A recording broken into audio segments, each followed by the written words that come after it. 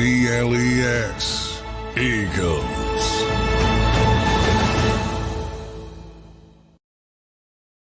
What's good, Eagles fans? This is your guy, Tone DeShields II. This is Football 24/7, and I'm joined by our Eagles insider, John McMullen. We appreciate you guys for always locking in on the content. Smash that like button. Make sure you guys are always engaged. Make sure you guys are also subscribed to the JAKIB Sports YouTube channel. We appreciate all the love and the support that you guys provide to the show. Now, this is going to be a pretty direct, a pretty short, sweet, and to the point Football 24/7. It's Friday, and we want to make sure everyone gets to enjoy their weekend. But it's week 6. Eagles are facing off against the New York Jets, who they happen to be 12-0 against all time, which is a pretty crazy record to begin with. But the Jets haven't really had the strongest history over the past 20-plus years, maybe not since Fireman Ed. So this is going to be pretty exciting to watch. And John, let's just get right into it, man. Eagles, Jets.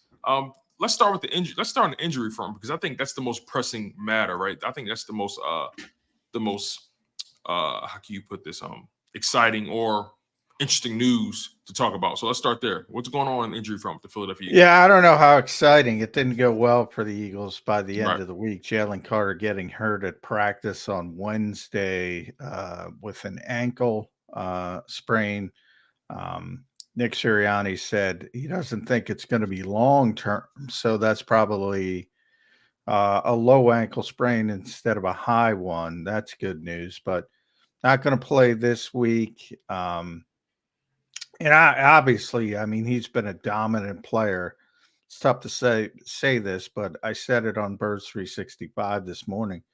He's been one of the best defensive players in the league. That's how good he's been. So, that's a significant loss. 2 other defensive starters, Darius Slay with a knee injury is ruled out already. Justin Evans not only ruled out with his own knee injury, but he was placed on injured reserve today, so he'll be out for at least 4 games.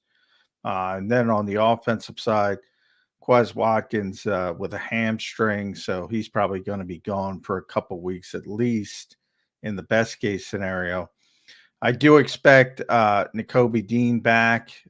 Eagles will put him back on the 53 tomorrow, most likely. Nick Sirianni essentially confirmed that this morning. And Fletcher Cox obviously will be back, so that's big as well. Marlon Tui-Pelotu and Sidney Brown are questionable, but Sidney told me Thursday he's going to play. So I expect him back.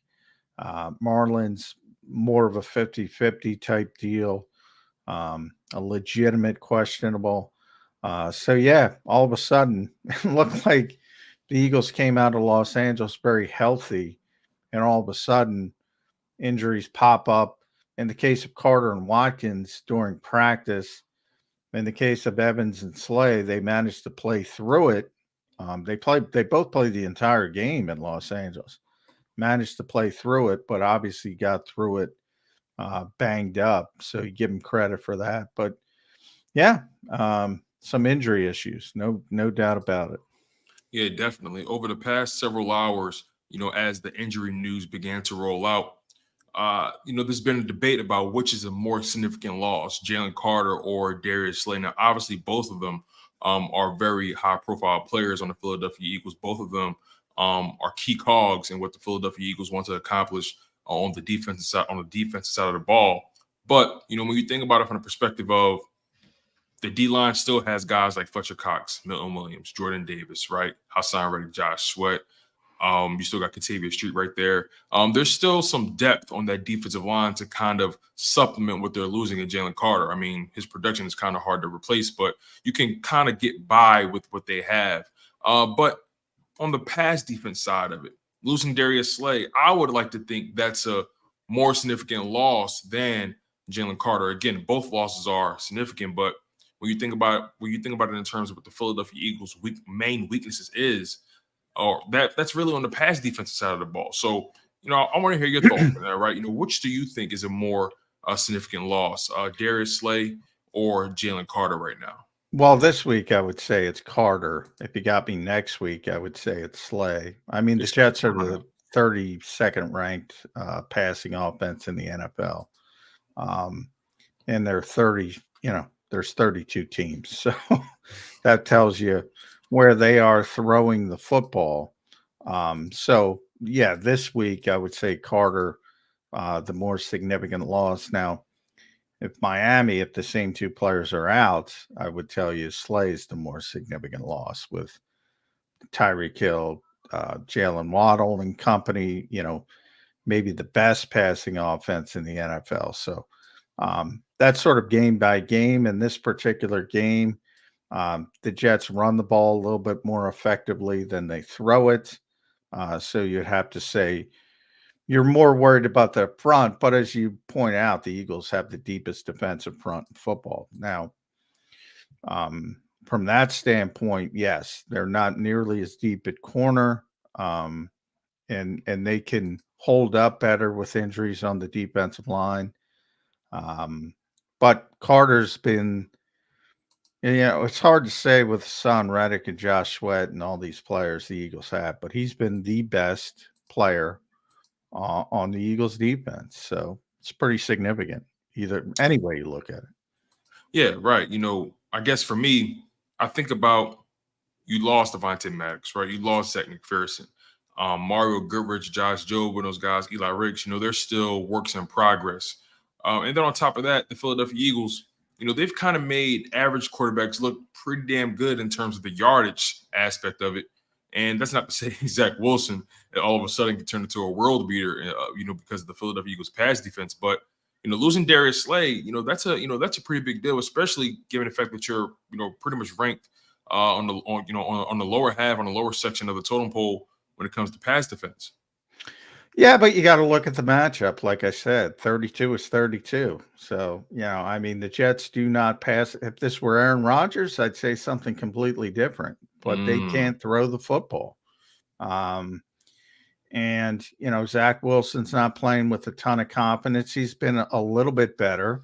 But you talk about that Eagles front and their ability to put pressure and rattle even a veteran quarterback like Matthew Stafford. And the Jets are banged up on the offensive line. Elijah Barrett-Tucker goes to injured reserve. So, they have a ton of issues on the offensive line. Eagles should be able to persevere. I can't get concerned about that passing game with the Jets and Zach Wilson. How can you? I mean, yeah, you can't replace players like Slay or Carter. But that's something to worry about next week. I think they can persevere this week. Yeah, I would definitely agree with that. So what do you think the New York Jets game plan is going to be entering this game? Obviously, we talked about the injuries. We know, you and I both know what the Philadelphia Eagles' strengths and weaknesses are. Their positives and their negatives. The New York Jets, they have their own set of issues as well. But what do you think Robert Saleh is game planning for in terms of his Philadelphia Eagles team? How do you think he wants to exploit the Philadelphia Eagles' weaknesses on defense to try to get Zach Wilson comfortable back there, to try to get his confidence up?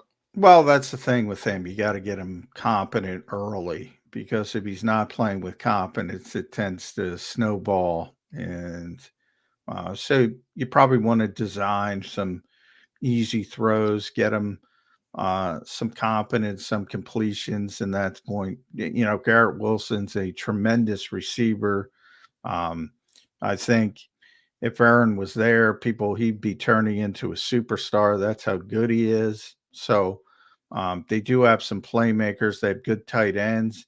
They have a great running back.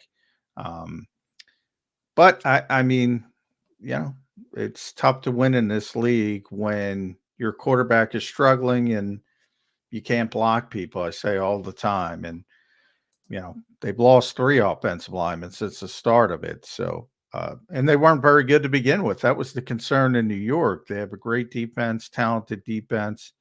And they had Aaron Rodgers, but people were concerned about the offensive line. And they've lost numbers on the offensive line as well from one that wasn't that great to begin with. So, it's a struggle for them offensively right now.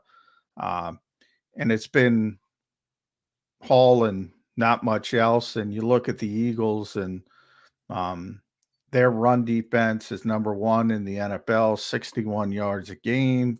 So you expect maybe a player like that to get up. You're fine if he gets up to 80, 85, something like that. You just don't want the 170 or whatever he had last week. And I can't see that happening against the Eagles. And they're down a corner, a very good corner in DJ Reed. And the guy who would back up DJ Reed, Brandon Eccles, not playing as well. So they got their own issues at cornerback to pile on. So it's still a very good matchup for the Eagles. As you mentioned, they've never lost to the Jets. That is the longest streak of one team against another in NFL history. Most wins without a loss by any NFL franchise in a head-to-head series. So I thought this would be a real test for the Eagles before the season started. But we all did. Yeah, that's how much things drastically change when you lose a quarterback like Aaron Rodgers. Absolutely. The Jets, they put all their eggs into that Aaron Rodgers basket, and they were supposed to be Super Bowl favorites, or at least considered to be Super Bowl contenders with Aaron Rodgers, with that defense. And I think they would have been, to be honest. Yeah, definitely. There's no argument from me on that front.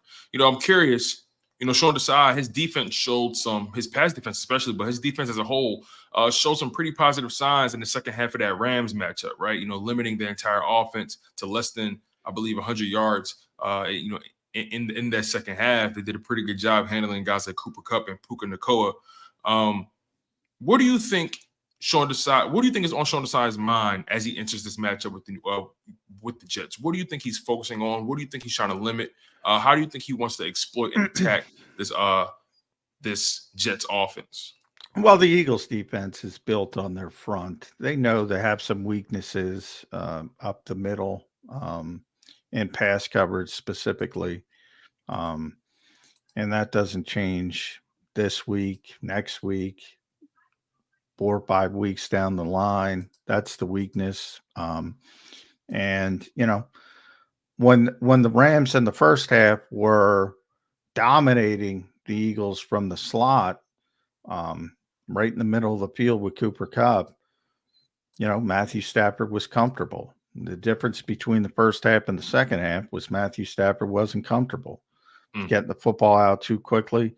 There were a couple times Kupp was open downfield significantly, and he just didn't.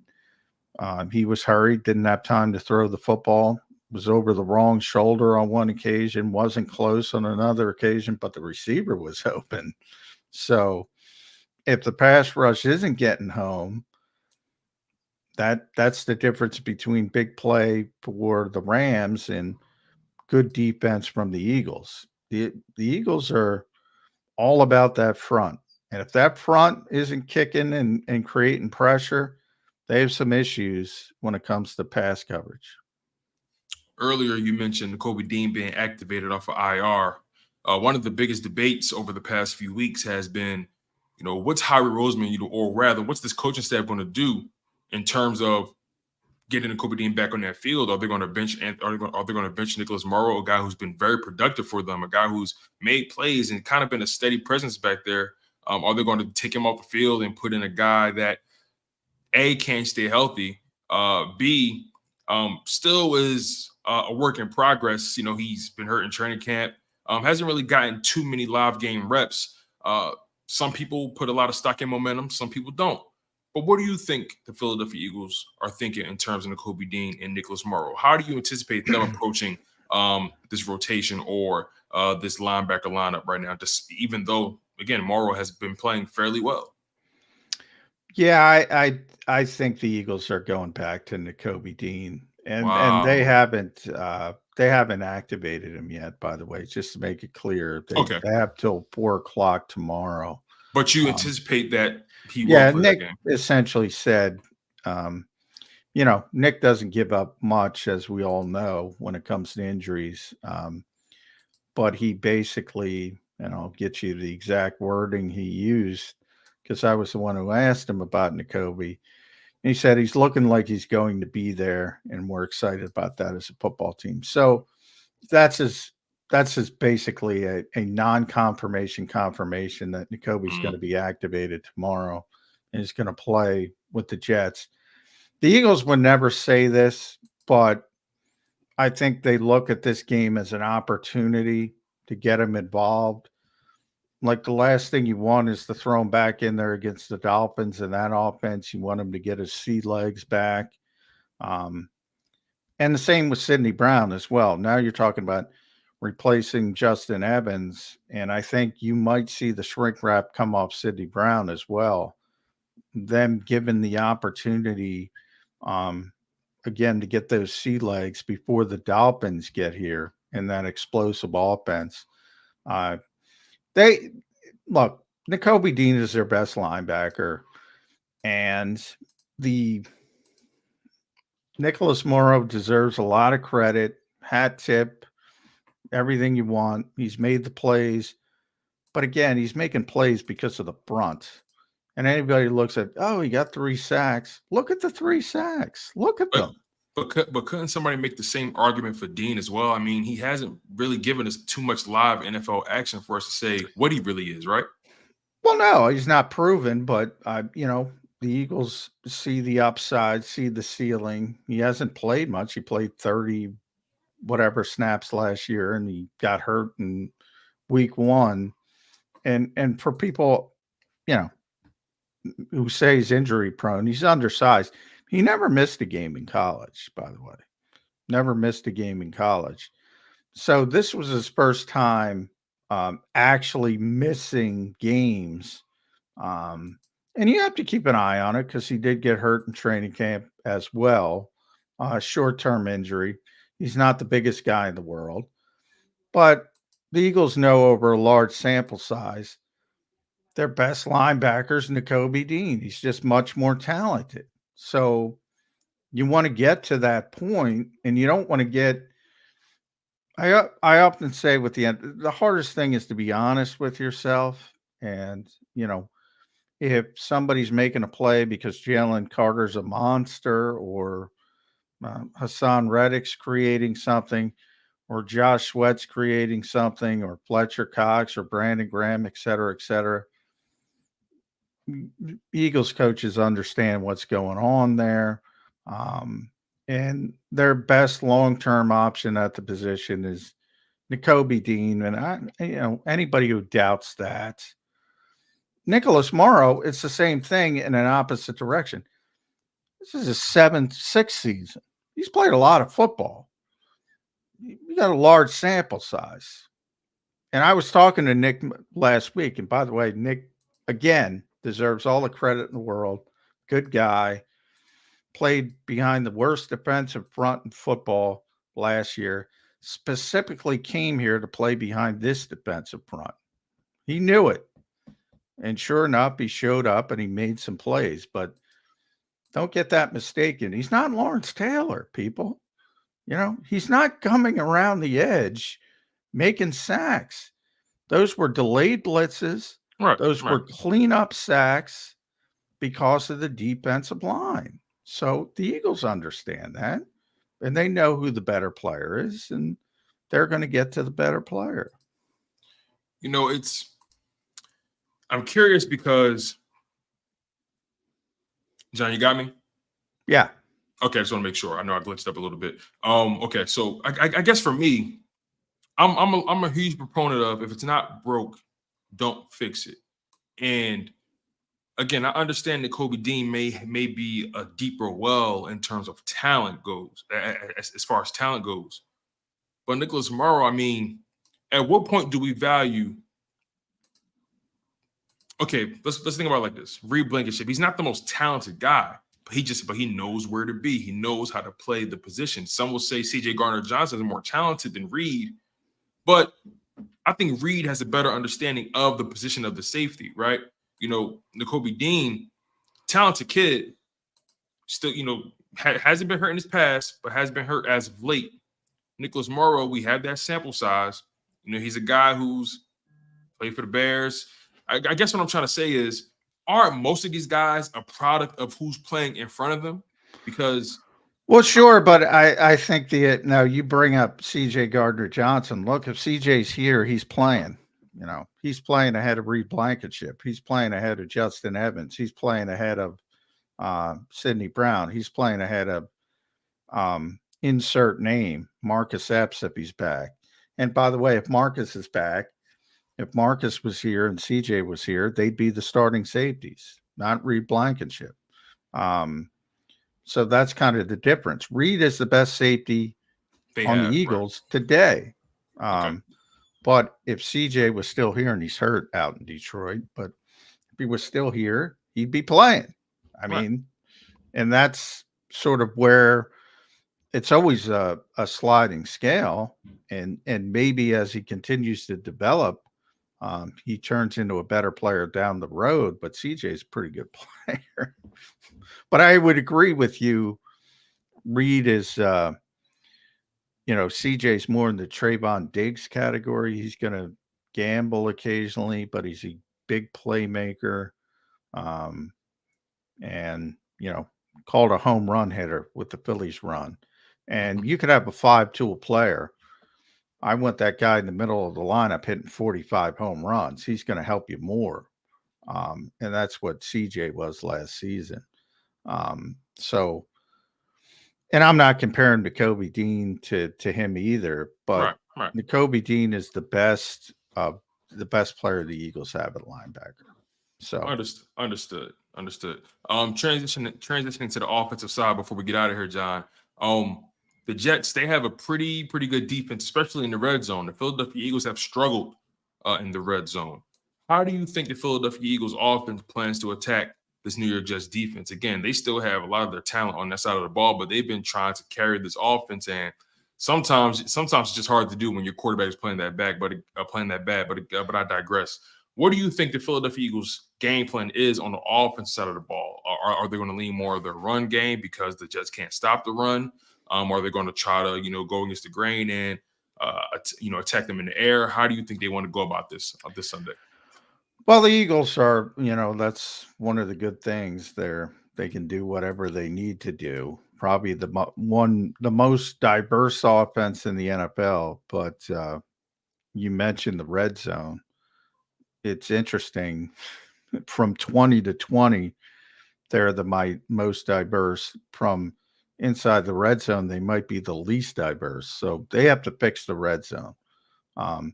They'll do what, and I think a lot, I talked about this with Jody this morning, a lot of the Jets defensive statistics are skewed by the weakness of the offense. Their defensive numbers don't look good, but they got a lot of talent on defense. And it doesn't look good because they're on the field a lot, because the offense can't sustain drives. They're behind a lot. So human nature takes over. And sometimes you get that woe is me mentality. Here we go again. So I think the human nature aspect is missed by a lot of people, but it starts with Quinnen Williams up front. He's a great player. John Franklin Myers is a guy that Lane Johnson mentioned, one of the most underrated players in the NFL. This isn't like last week when you had Aaron Donald, who's a great player like Quinnen Williams, and you could slide protection. if you slide protection to Quinnen Williams, there are other guys who can hurt you this week. And so it's more difficult. They have great linebackers. Quinnen's brother, Quincy's having a great year. C.J. Mosley, veteran linebacker, probably everybody knows, really good player. There is some help. They have great corners, but DJ Reed is hurt. Sauce Gardner is supposed to play, Robert Saleh said. He's dealing with an illness this week. He's one of the best corners in football. They have a good slot corner and Michael Carter. They have good safeties. If you remember week 1, Jordan Whitehead, 3 interceptions in week 1. They got players all over the field on defense. So the assumption that you look at the numbers and say, well, they've been giving up the run. They've been giving up the run because the offense stinks. And again, when you're on the field a lot. So if the game starts going in a negative direction for the Eagles, you're going to be really impressed by this defense. Now, I don't expect that to happen because I don't expect the Jets offense. I expect them to be in the same boat. But don't sleep on this defense. It's really, really good. It's the most talented defense the Eagles have seen this year, even without DJ Reed. And that's he's a good player. He doesn't get enough credit because Sauce Gardner's so good. But, you know, they're in the conversation for having the best cornerback duo in the NFL when he's healthy. So they're a good group. And it's going to be tougher than it usually is for the Eagles offensively. But, you know, we say this every week, that the bottom line is, and this is where I think the Eagles differ from the 49ers, the Eagles can block anybody. They can block anybody. And when you can block people, you can play offense. When you can't, you can't. And we saw it with Nick Bosa last year, Lane Johnson, no problem. You know, when other teams can't block Nick Bosa. Eagles can. And they can do that to everybody. And they can block Quinnen Williams. Okay, so before we get out of here, John, that sounds like the game plan right there, right? The fact that this Jets defense, even though they're as talented as they come, they're probably going to be maybe the most talented, maybe the second most talented defense they'll face outside of the 49ers on this schedule. But maybe the game plan is the fact that you keep this defense on the field much longer than they want to be, right? The Philadelphia Eagles are known for having long, sustained 10, 12, 13, 14 play drives, right? That last 8, 9 minutes. And it seems like this is because, you know, you're really big on the notion styles make fights, right? You know, that's one thing I picked up from you, that at the end of the day, no matter how good or bad you may be, is this team outfitted to take advantage of what you don't do well? And the Jets, their offense can't sustain drives, and the Philadelphia Eagles offense are known for sustaining drives. That seems like a cocktail for disaster for this Jets defense. Yeah, I mean, the Eagles' time of possession has been off the charts through 5 games, and I expect that to continue. The play numbers, you know, offensive plays versus defensive plays, snaps have been out of whack for the Eagles. Ton of offensive plays, not a lot of defensive plays, which helps the defense. So I expect that all to continue this week. Yeah, and I just don't think. I think that there will be some complaining on Monday because the Jets at times will make the offense look poor for, you know, pockets of the game. But I don't think the Eagles will ever be in any real danger because I just don't think the Jets offense can do much against this team. All right, John, final word. What's your prediction for this matchup? I think it's going to be pretty easy. Eagles win 24-14-ish. I don't think it's going to be a high-scoring game. It was supposed to rain. Looks like it got moved up. It looks like it's going to be more rainy Saturday than Sunday, so maybe that helps the offenses a little bit. But does that mean the Eagles could potentially lean on their running game more in this matchup? Yeah, I mean, that's up to the Jets. It really is. I mean, that's what the Eagles coaching staff does best. If they're going to load the box, the Eagles will throw. And if they're not, the Eagles will run. Understood. And it's a math equation for the Eagles, unfortunately, in a lot of sports, because sometimes it's not the most aesthetic thing in the world. But if they, my hunch is, from the way the teams have been playing, most of the teams, it's been about stopping Jalen Hurts first and foremost in the quarterback run game. And I think that continues with the Jets. And they have the linebackers who can do it. And we'll see. So maybe it's a DeAndre Swift game, but I know everybody looks at the number and says they can't stop the run. CJ Mosley has been stopping the run for a long time. Quincy Williams is having a great year. It's just been circumstance more than, and Nick Sirianni mentioned that, by the way. He knows how talented they are. Absolutely. So we're locking John in for 24-14, correct? 24-14. 24-14. I have the Eagles winning 28-17. I think the Jets are going to score a late touchdown or get some late points somewhere where it really doesn't matter. But there you guys have it. Football 24/7 with John McMullen. I'm your guy, Tone DeShields II. Make sure you guys smash that like button, and also make sure you guys are subscribed to the JAKIB Sports YouTube channel. Make sure you guys also lock in to the pre, post, and halftime show on the JAKIB Sports YouTube channel. There you'll have guys like Seth Joyner, Mike Missinelli, Derek Gunn, John McMullen. You have the lovely lady, Kayla Santiago. You have Mark Farzetta, Bill Colarulo. Those guys do an amazing job over there covering your Philadelphia Eagles and giving you guys some of the best insights, some of the best analysis out there in the market. Again, make sure you guys are locked in with John McMullen, our Eagles insider. He's doing a lot of writing on JAKIBsports.com, a lot of writing on SportsIllustrated.com, also known as SI.com as well. So make sure you guys always lock into John. He gives you guys some of the most objective, some of the most accurate breakdowns of your Philadelphia Eagles. Smash that like button. Again, you guys were locked in on Football 24/7 with John McMullen. I'm your guy, Tone DeShields II, and we'll see you guys next time. When it comes to the fight against insurance companies, large corporations, and the healthcare industry, injured victims are always the underdog. But that doesn't worry us. At Messa & Associates, we're an injury law firm from Philadelphia, and we come to fight. Our clients know that they've got representation with a chip on its shoulder, and it's the same chip that makes Philly the toughest city in the country. Call 215-568-3500 or visit us online at messalaw.com. Messa & Associates, the toughest injury firm